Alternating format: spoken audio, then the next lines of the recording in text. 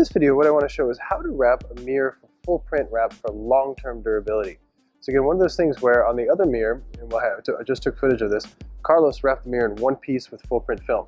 Heated it, stretched it, got around. It looks great, one piece. And again, as a lot of you know, any wrap looks good for a day. It's all about long-term durability. So for me, for full print, because it's a moving billboard for me, I don't like to wrap it in one piece. I just think for me that always opens the door to long-term durability of overstretching. Then you're going to start getting fingers and peeling. And for me, I think a client definitely would rather, they don't see the mirror, because again, you always have to think about the client's eyes. They don't necessarily see the mirror wrapped in 2 pieces or even 3 pieces. What they see is fingers and curling. Okay, so the only people who really see if a mirror is not wrapped in one piece are installers. But again, for me, for full print wrap, I mean, for a color change, obviously I'm going to wrap it in one piece. That's not a question.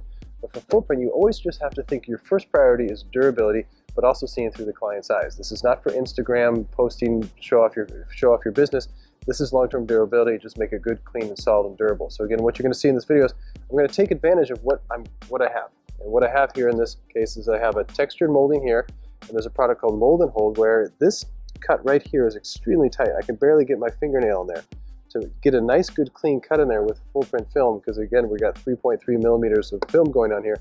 It's really tough to get in there. So I'm going to use Mold and Hold here, and use a little bit of edge seal tape, of knifeless tape to cut it here, and come back with Mold and Hold. Then I'm going to do Mold and Hold at the top as well.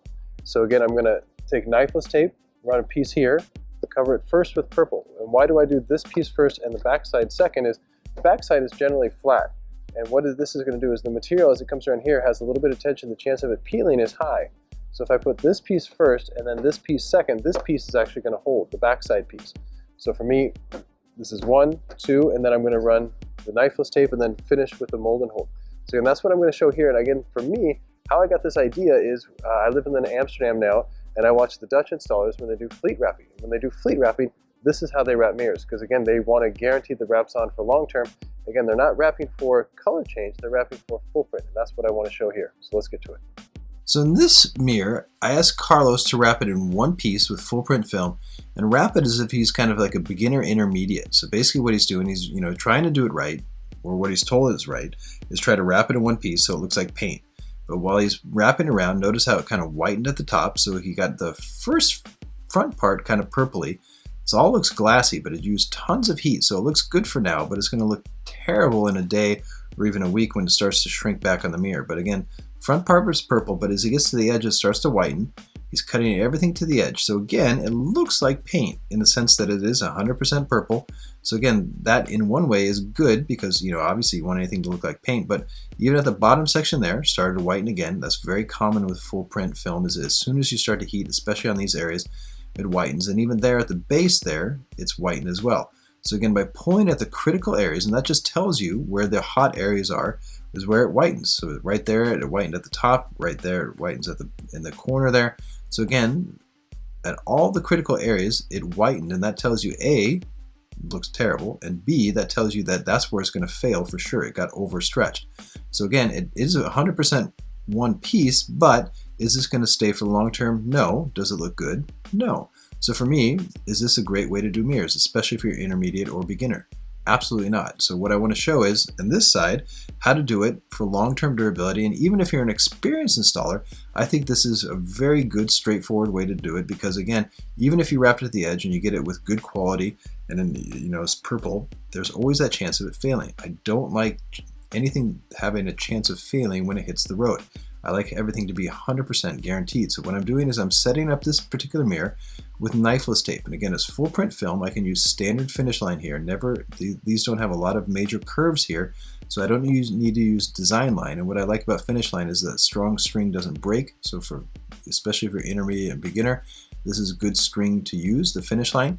So again, setting up with 3 sets lines of knifeless. Here, I'm going to start at the hardest part and pull away from the back side here. So I don't want any tension on the back side, so I start at the hardest part, flip it over, and I'm going to use triangles now to kind of even out the tension at the very front edge there where it's rounded the most. And by pulling nice and clean, this section in the middle, which notoriously has material that bunches up here, watch how I pull straight down and I'm there.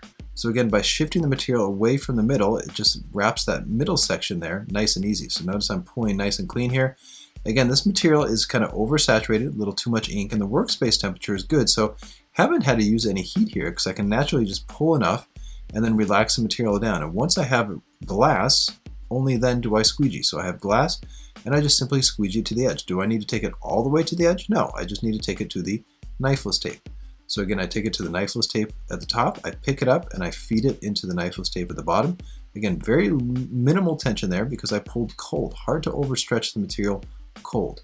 So once I get it to the bottom there, I'm setting it all up on the knifeless tape, nice and straightforward and clean. Run my finger, set it up, double check it, and then again, before I cut the knifeless tape, I want to make sure that everything is on 100%. So I pull evenly towards the top, make sure it's at the top ridge there. Again, focusing on the hardest parts first. Pull the material down and away from the top there. Again, that's the most critical section there. So I hit the critical section first, and then I hit the second most critical section, which is there in the middle. But notice by pulling cold without any heat, it's 100% purple. So my color is 100% uniform.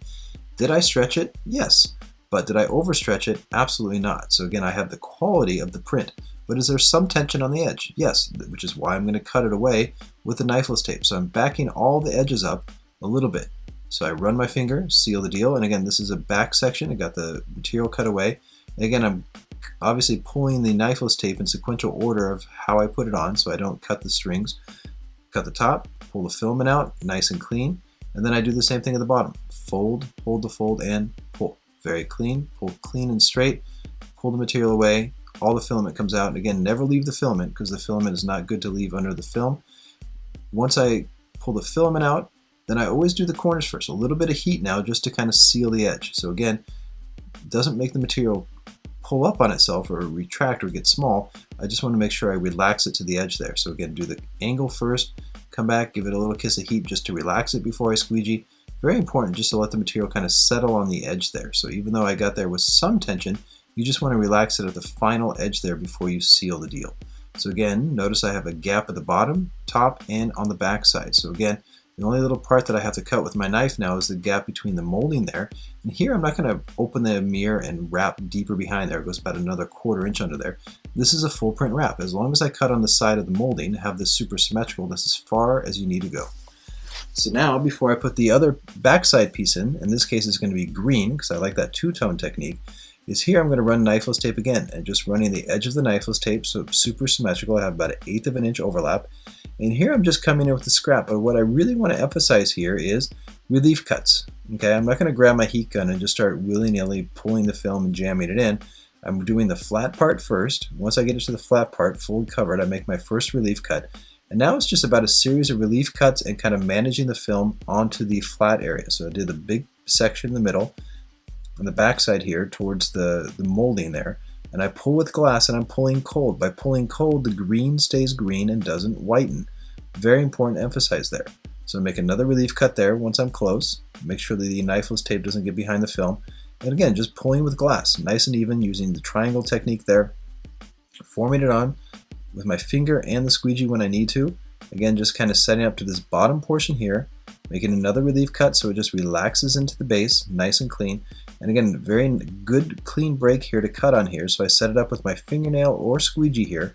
So again, fingernails sometimes are a great squeegee for these tight little moldings here. Once I get that set up, again, my knife is fresh, nice and clean from the other side. So I'm going to cut on the side of the molding. So I'm getting a slight bit of overlap of film that's going to go on the inside portion there, so it's green.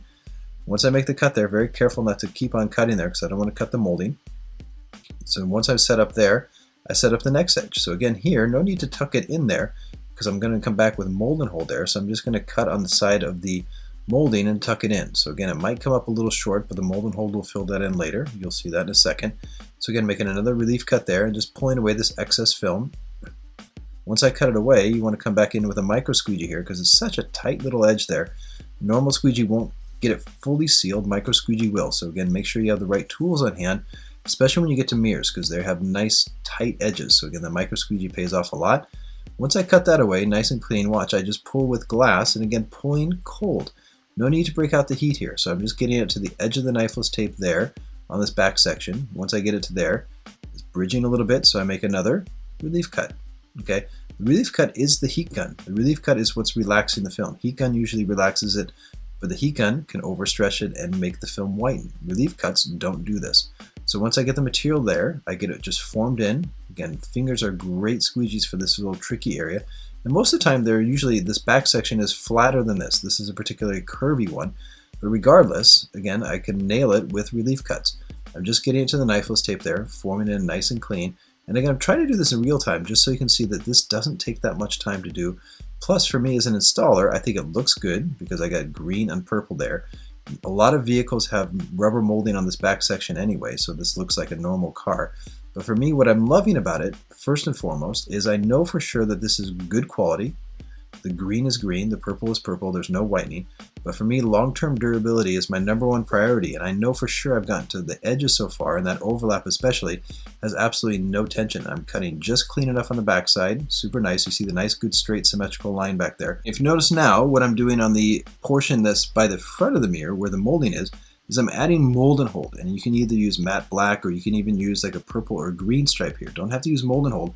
But what I like mold and hold is it looks exactly like the textured molding that came from the factory. So you're basically extending the molding out from what's already there.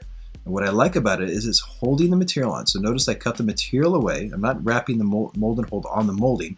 The mold and hold goes directly on the paint, but because you pulled it away with a knifeless tape, it's holding the film on the car. So again, for me, this is extra, extra durable. There's no way that the mold and hold is coming up in 3 years. There's no way that the purple or green is going to peel up. This is long-term durability. This is no different than using edge seal underneath a bumper or on a boat or anything like that. This is all about long-term durability, but using what the car gives you. There's textured molding on this. I'm extending the textured molding. It's going to look totally fine to the client, and that's one of my main points in this video, and actually in this whole video series, is seeing through the client's eyes. Once this mirror is kind of heated and done and pushed back into its original position, it looks like a purple mirror through the client's eyes. The other side, which is wrapped in one piece, looks like a purple mirror as well, but has whitening, and the chance of those edges staying for the long term is very minimal. So what a client does see is fingers and whitening and lifting. This style of mirror, they just see a purple mirror, and in fact that green little sliver on the back, most clients like that because it makes the mirror custom. Do they see the mold and hold? No, because it matches the original molding on the car. So for long term, this stays a purple mirror, this purple with no lifting and no fingers, super durable. Is this highly profitable? Yes. Was it much quicker to install? Yes. Was the material relaxed on there? Yes. Is this a happy client? Yes. Thanks for watching. Justin Pate.